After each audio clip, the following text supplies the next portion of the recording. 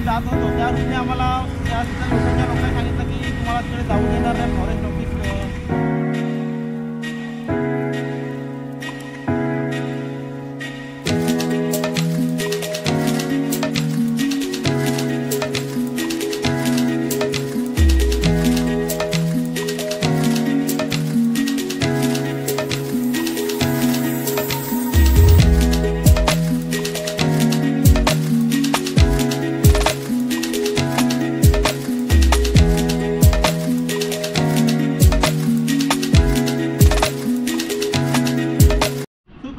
मी गौरक्ष पाटील आणि पुन्हा एकदा नवीन ब्लॉगमध्ये स्वागत. तर आम्ही आता केरळमध्ये आहोत आणि तिथून आता आदियोगीकडे जाणार आहोत. तर इथून काहीतरी 80 किलोमीटर आदियोगी स्टॅच्यू आहे. तर आम्ही रात्री इथे काहीतरी 2 वाजता रूम घेतली. तर या एरियाचं नाव काहीतरी पेरिंटल मन्ना असे आहे. तर ती तिकडची जी लँग्वेज आहे ती तर आपल्याला वाचता येत नाही. तर गुगलने सर्च केला आणि आम्ही बघितलं इथलं की नाव काय आहे ते. तर अशा प्रकारे रूमचा एकंदरीत नजर आहे. तर सर्व आपण असा असल्यामुळे रूम थोडी विचित्र वाटते. तर निघालोत आम्ही आता तमिळनाडूकडे.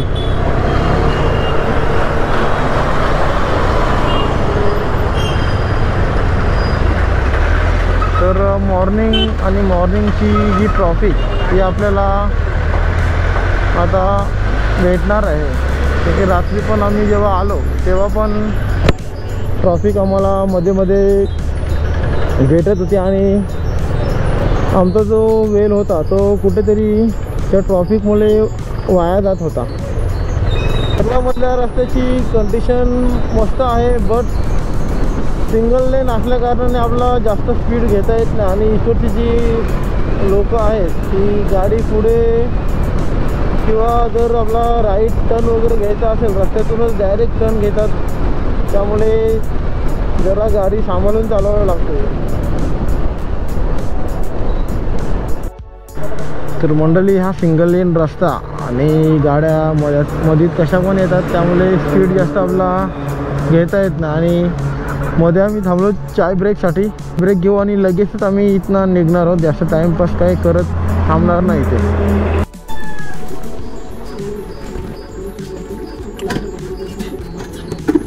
वाजलेत 9 आणि चाय ब्रेक केला आहे.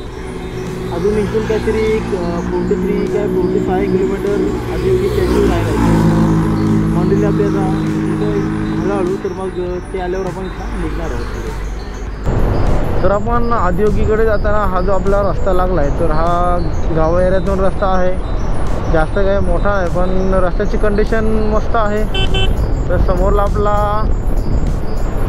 एक डोंगर दिसतो. त्या डोंगरीच्या वर मस्त अशी ढगं आलेत आणि तो नजारा पण एकदम भारी वाटतोय. Boys end girls, ladies end gentleman, पेश है आपके सामने ये बढ़िया सा सीन. सुपर सीन है, सुपर सीन. तर आम्ही आदियोगीकडे प्रवास करत असताना आम्हाला अशा प्रकारे हा एक नजारा दिसला. तर आम्ही मध्ये थांबलोत. तर इथून असं पूर्ण बघायला गेलो तर ही डोंगर रांगा आहे आणि समोर आपण डोंगर बघतो. त्या डोंगरावर फक्त खडक दिसतोय व झाडं कमी आहेत पण त्याच्यात ढगं आली. तो नजारा खूप भारी वाटतोय. आणि या इथे जो आपण बघतोय हा नजारा डोंगर रांगा त्याच्यावरती ढगं आणि खाली डॅम आहे कुठला तरी त्यामुळे तो नजारा अजून भारी वाटतोय. तर इथे आम्ही फोटोशूट वगैरे केलं आहे आणि निघालो पुन्हा आपल्या आदियोगी स्टॅच्यूकडे.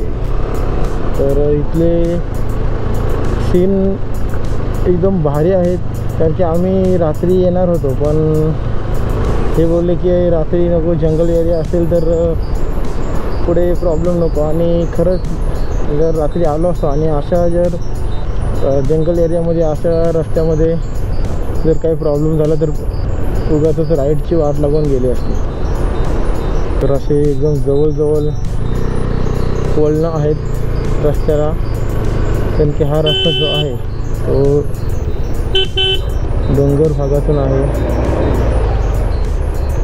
तर ही बघा बस हॉर्न देऊन पण थोडासुद्धा थांबला नाही.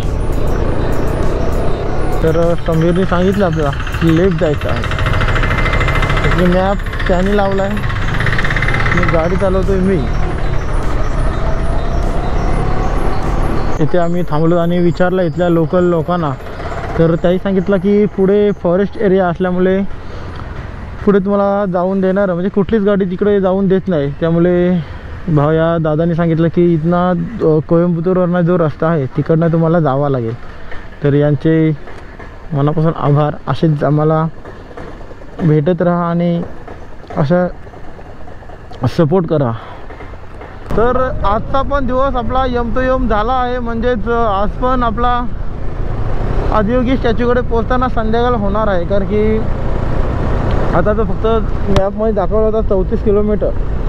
तर आम्ही इथे विचारला तर त्या लोकांनी सांगितलं, इथल्या लोकल लोकांनी, की पुढे फॉरेस्ट एरिया आहे, जाऊ नका, तिकडे जाऊन देणार नाही तुम्हाला.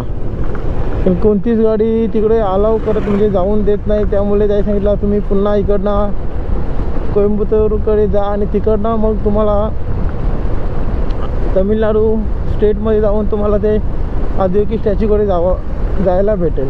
आपला मगाशी तो पेट्रोल संपला म्हणजे वाया गेला होता जो मी बोललो होतो. कारण की जेव्हा चढण होती आणि काल येताना पण तो रस्ता खराब भेटला होता. आणि आता आम्हाला या रोडनी जाताना उतरण भेटली, त्यामुळे गाडी बंद केली मी. बघूया किती किलोमीटरपर्यंत गाडी आपली जाणार आहे.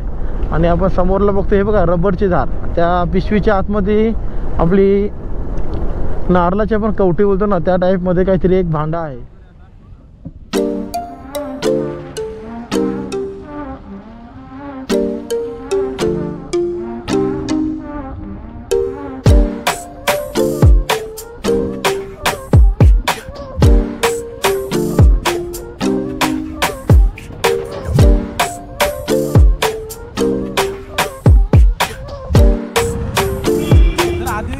आम्ही ज्या रूटने जात होतो त्या रूटने आम्हाला त्या तिथल्या लोकलच्या लोकांनी सांगितलं की तुम्हाला तिकडे जाऊ देणार नाही, फॉरेस्ट ऑफिस एरिया आहे.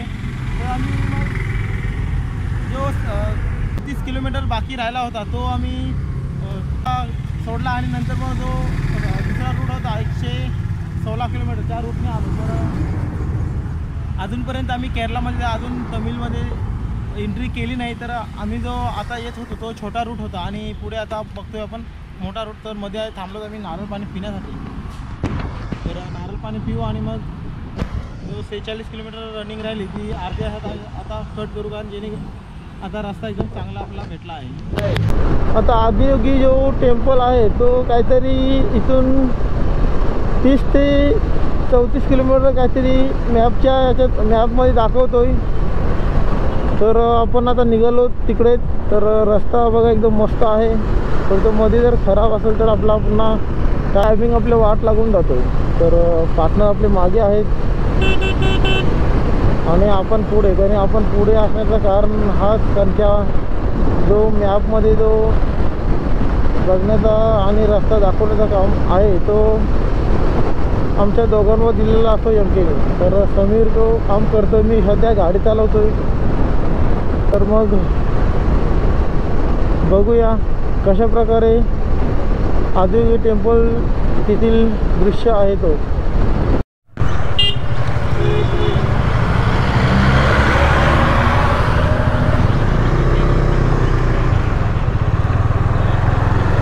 तर आपण चाललोत आता ईशा योगा सेंटर, म्हणजेच आदियोगी शिवा स्टॅच्यू आहे तिथे आपण चाललो. तर इथून एक 7 किलोमीटर दाखवला आहे. तर आपण बघतोय समोरला ईशा फाउंडेशन.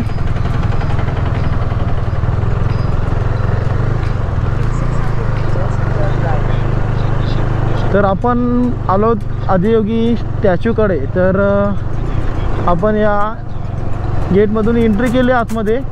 तर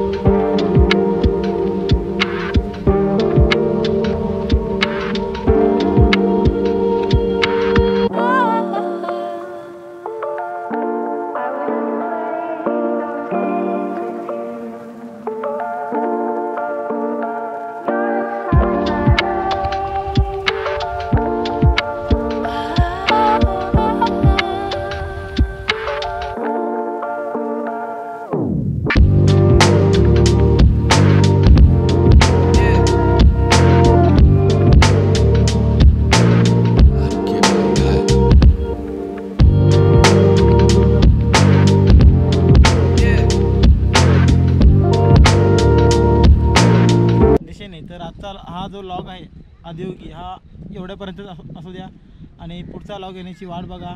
तर असेच नवनवीन व्हिडिओ येत राहतील. तर शेअर करा, सबस्क्राईब करा, लाईक करा, कमेंट करा.